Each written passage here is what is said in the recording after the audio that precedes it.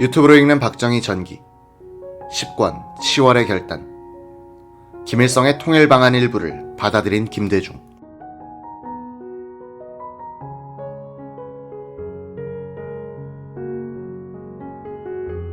이유락 씨의 증언을 해석해보면 김일성의 고려 연방제 통일 방안과 김대중 씨의 공화국 연방제 통일 방안은 서로 연관되어 있는 것이 아닌가 의심했다는 것이다.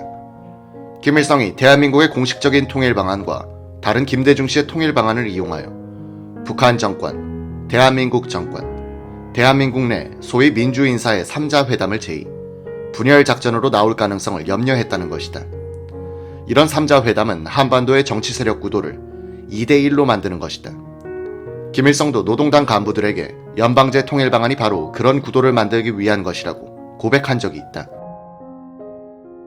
즉, 연방제 통일 방안을 대남 공작에 이용하여 남한 내에서 공산 세력의 자유로운 활동을 확보해주면 4천만 국민 가운데 2천만을 북한 편으로 돌려 세울 수 있다는 것이다.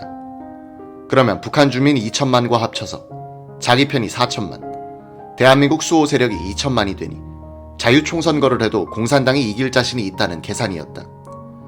김대중 전 대통령의 한 측근은 그동안 김 대통령이 사상적으로 의심을 받아가면서도 자신의 통일 방안을 유지해왔기 때문에 북한 측도 신뢰하여 정상회담을 수락하게 되는 것이다 라는 요지의 말을 했다.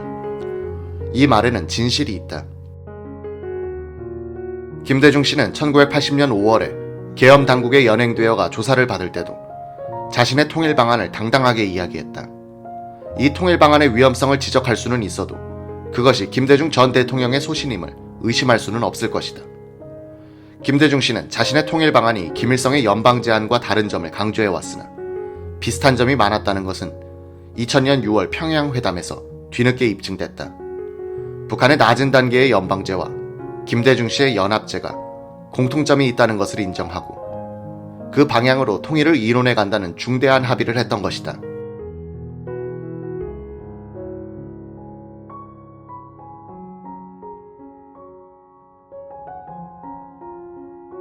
이 합의는 대한민국 건국 이래 최초로 북한의 대남 적화 전략의 핵심인 연방 제안의 일부 타당성을 인정한 것이다. 이런 인정의 연장선상에서 남한 내의 친북 세력이 지난 수년간 대담한 활동을 전개하여 대한민국 수호 세력을 반통일 세력이라고 공격해왔음은 이미 공지의 사실이 됐다. 즉, 김일성의 통일 방안 일부를 김대중 대통령이 받아들임으로써 결과적으로 그들의 대남 적화 공작에 일정한 공간을 제공하는 사태를 초래한 것이다.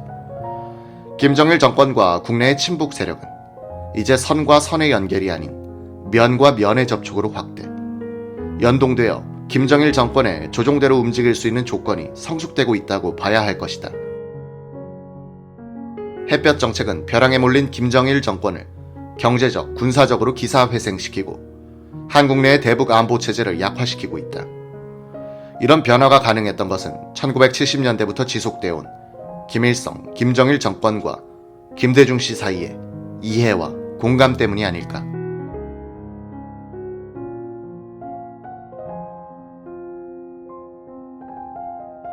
지금 한국에선 1970년대의 박정희와 이우락이 걱정했던 것이 정권 유지를 위한 거짓말이라든지 단순한 기우라고 할 수 없는 상황이 벌어지고 있는 것이다. 물론 김정일의 연방제를 앞세운 적화 전략과 이에 놀아나는 남한 내의 친김정일 세력의 전략이 성공할 것 같지는 않다.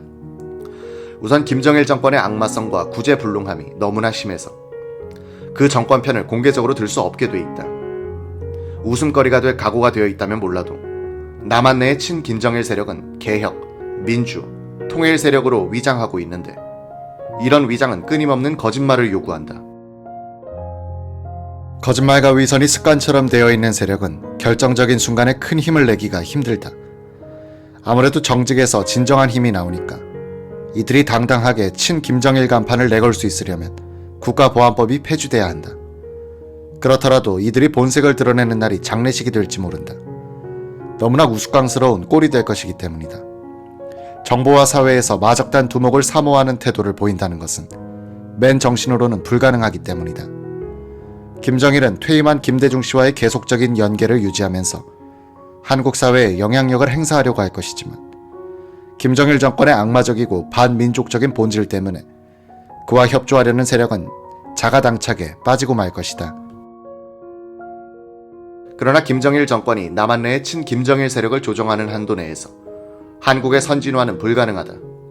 김정일 세력과 그 우호 세력은 광신, 미신, 억지, 사륙, 비인간, 비과학 같은 전근대의 유산이기 때문이다. 이런 수구 세력이 전진하려는 한국 사회를 억지와 광신으로서 계속해서 끌어당길 경우 한국은 속도를 낼 수 없기 때문이다. 대한민국의 오늘을 만든 세력, 즉 한국 사회의 주류층이 합리와 과학과 자유와 인권을 대표한다면 김정일 정권과 친북 세력은 비합리와 광신과 억압을 대표한다. 그들이야말로 역사의 전진을 가로막는 수구 반동 세력인 것이다. 지금 한반도에서 이 두 세력의 대결이 벌어지고 있다. 이것은 한국의 선진화인가 후진국으로의 회귀인가를 결판낼 것이다.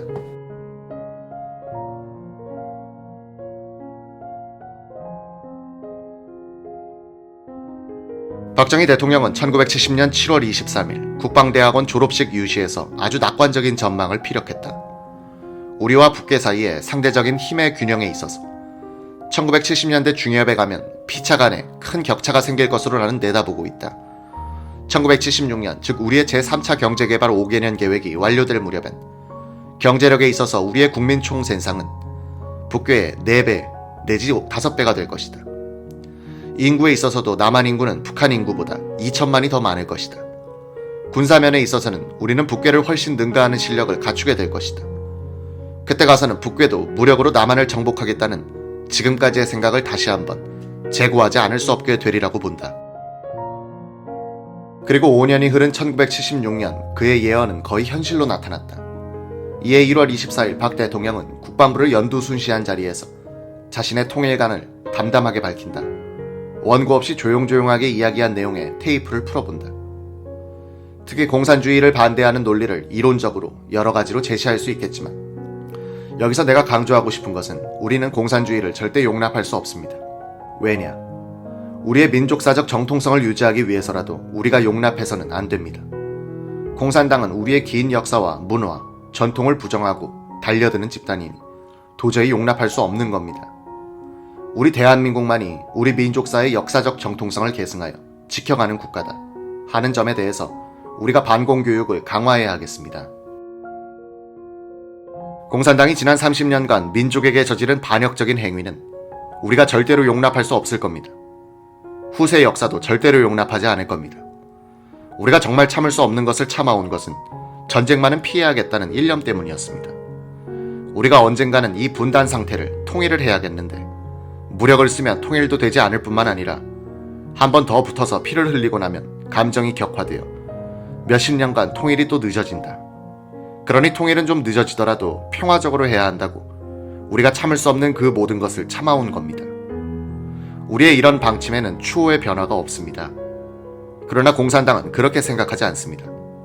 언젠가 그들이 무력으로 접어들 때는 결판을 내야 합니다.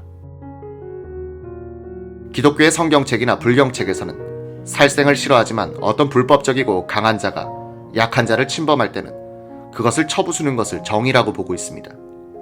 그리스도교에서는 누가 내 볼을 때리면 이쪽 따귀를 내주고는 때리라고 하면서 적을 사랑하라고 가르치지만 선량한 양떼를 잡아먹으러 들어가는 이리 떼는 이것을 두드려 잡아 죽이는 것이 기독교 정신이라고 가르치고 있습니다.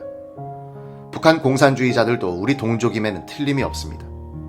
우리가 먼저 무력으로 쳐올라갈 리야 없지만 그들이 또다시 6.25와 같은 반역적 침략을 해올 때에 대비하고 있다가 그때는 결판을 내야 합니다.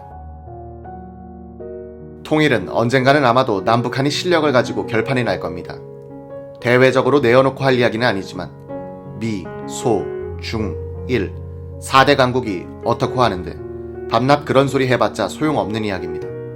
어떤 객관적 여건이 조성됐을 때 남북한이 실력으로 결판을 낼 겁니다. 그러니 조금 빤해졌다 해서 소강 상태라 해서 안심을 한다든지 만심을 한다든지 해서는 안 되겠습니다. 박정희는 화려한 통일 방안을 만든 사람이 아니라 남한 주도의 통일이 가능한 객관적 조건을 성숙시킨 사람이었다. 문제는 통일의 결정적 순간이 도래했을 때 대한민국의 지도부와 국민들이 그 기회를 낚아채는 결단을 내릴 수 있는가이다. 유리한 조건이 반드시 승리를 보장하는 것은 아니다. 인간의 의지가 들어가야 한다. 친김정일 세력이 지금처럼 바로하는 상황에서는 그런 의지의 결단이 어려울 것이다. 우리의 1990년대 10년간은 잃어버린 기회였는지도 모른다. 소련의 붕괴, 동구 공산체제의 붕괴, 중국의 개혁개방, 김일성 사망, 북한의 대기근 사태로 이어지는 근 10년간의 호기 속에서 한국인들은 흡수통일할 각오와 희생정신을 발휘하지 못했다. 친북 세력의 감언이설, 서독의 동독 흡수가 실패라는 거짓말 등 주류층의 비겁성, 그리고 지도층의 안이한 전략이 첫 번째 기회를 유실시켰는지 모른다. 그러나 그것이 마지막 기회는 아니었을 것이다.